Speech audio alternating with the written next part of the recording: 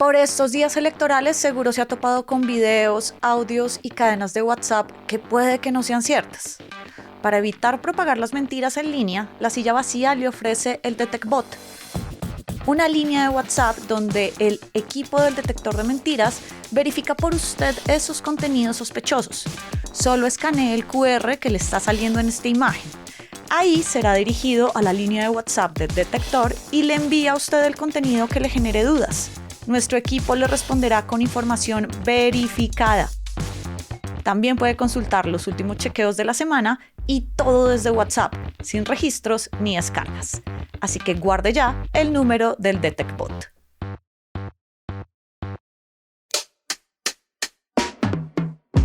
Tenga listo el tinto que ya vienen los huevos revueltos con los ingredientes de la receta que sigue la derecha radical para ganar las segundas vueltas en varios países del mundo. Desde la redacción de La Silla Vacía, soy Tatiana Duque. Es martes 16 de junio.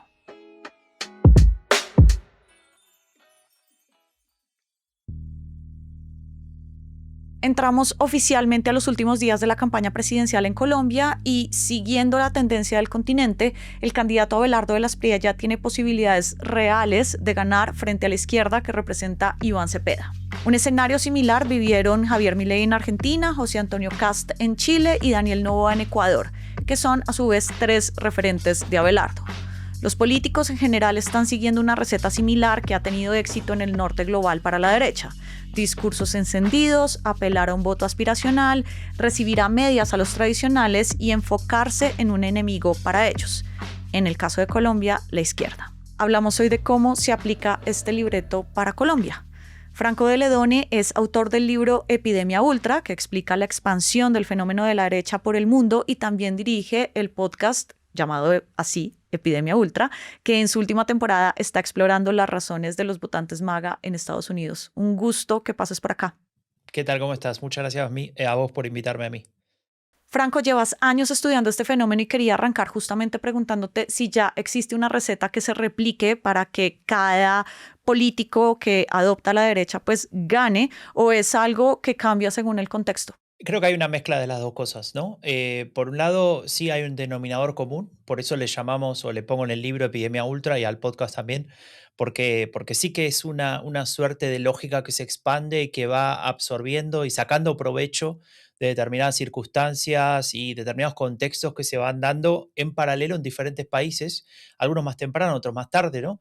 Pero en todo caso tienen características similares. El primer escenario en el cual un partido de derecha radical empieza a tener cierta relevancia en casi todos los países que tienen ahora un partido de este tipo, es el descontento, ¿no? Un descontento es que a esa estrategia populista de captar y de capitalizar el descontento se le asocia unas ciertas ideas de una derecha radicalizada, ¿no? No una derecha democrática, una derecha que quiere un proyecto conservador, pero dentro de los márgenes democráticos, sino una visión más autoritaria, y se le suma un nacionalismo exacerbado, incluso en algunos casos, dependiendo el país, se le llama un nativismo, es decir, una idea de poner al nativo por delante de cualquier otra persona.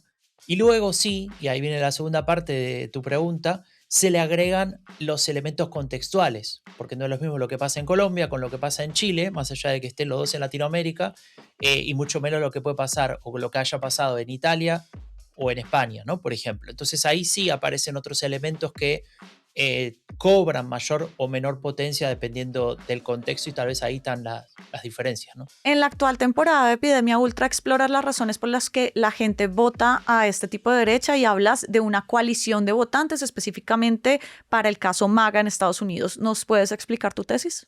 Entender que su electorado es profundamente heterogéneo. Es decir, no hay un perfil, ¿no? Eso que a veces buscan los medios, decir, bueno, ¿cómo es la persona que vota a tal partido? Y la trata de describir, ¿no? Hombre blanco de tal edad y tales ingresos y demás. Sí, claro que hay elementos en común. Ahí es donde aparece el núcleo duro, el núcleo muy identificado con el discurso de ese líder, en el caso del MAGA, ¿no? Con el Make America Great Again de Donald Trump, que están convencidos y te diría hasta en algún punto fanatizados con apoyar cualquier cosa que diga y haga Donald Trump. Pero a eso se le agregan otro tipo de votantes que tal vez se acercan a ese núcleo y que terminan votando por Trump, pero no por estar 100% convencidos o fanatizados como puede ser ese pequeño grupo Core, sino personas que tal vez se acercan por, te decía antes, decepción con el sistema, decepción con lo que está pasando, acercamiento de determinados aspectos en su visión de la economía o en su visión de la seguridad, por ejemplo, y eso es lo que logra que al fin y al cabo ese tipo de partidos, pese a que su ideología sería o era marginal hasta no hace mucho tiempo, logre constituir mayorías, ¿no? Y eso se consigue en parte a través del discurso que te contaba antes y por otra parte también como la otra cara de la moneda, se ubica en el rol de víctima, ¿no? En el de decir que hay una élite que está atacando al pueblo y nosotros somos también parte de ese pueblo, ¿no? Y queremos defenderlo y demás. Hay mucha gente que siente que está en una fila eterna, esperando a llegar a cumplir su sueño, ¿no? A eso que le prometieron, que se le prometió desde chicos, que le prometió el sistema. En el caso de Estados Unidos, el sueño americano. En el caso de Colombia habrá otro, en el caso de Argentina lo mismo. Pero esto de decir, ¿cuándo me toca a mí? ¿Cuándo voy a cumplir esto? Si yo me porto bien, si yo trabajo, si yo me esfuerzo, ¿por qué siempre estoy esperando y no puedo avanzar? Y lo que sucede en esa historia profunda es que ese enojo, ese enfado por no poder avanzar, no es trasladado a las verdaderas causas de ese freno, sino que es trasladado a otros sectores, ¿no? A sectores que teóricamente compiten con ese avance, como puede ser en el caso de Europa los extranjeros, los migrantes, los refugiados, y en el caso de América Latina otros sectores igual de perjudicados, si se quiere, ¿no? Y ahí es donde se configura esa frustración que se transforma en resentimiento y que encaja muy bien con el tipo de discurso que tiene, por ejemplo, Donald Trump, pero también otras derechas radicales, tanto en Europa como en América Latina. ¿Cómo funcionan estas coaliciones en lo político? Acá en Colombia los partidos tradicionales están apoyando a Abelardo de la Espriella, pero él los rechaza, pero igual los va a necesitar para armar la gobernabilidad si llega al poder.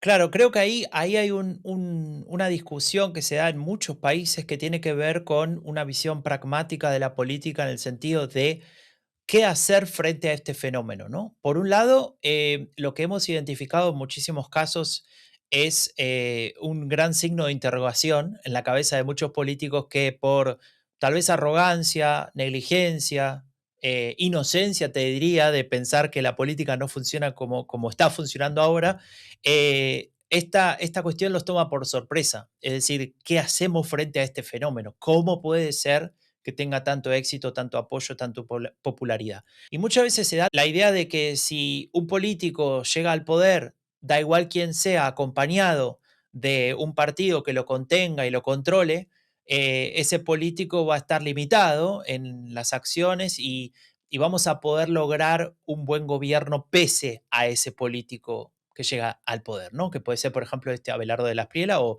en su momento fue en Argentina Javier Milei con el apoyo también de un sector de un partido de derecha conservadora. Y lo que hemos visto es que eso no sucede.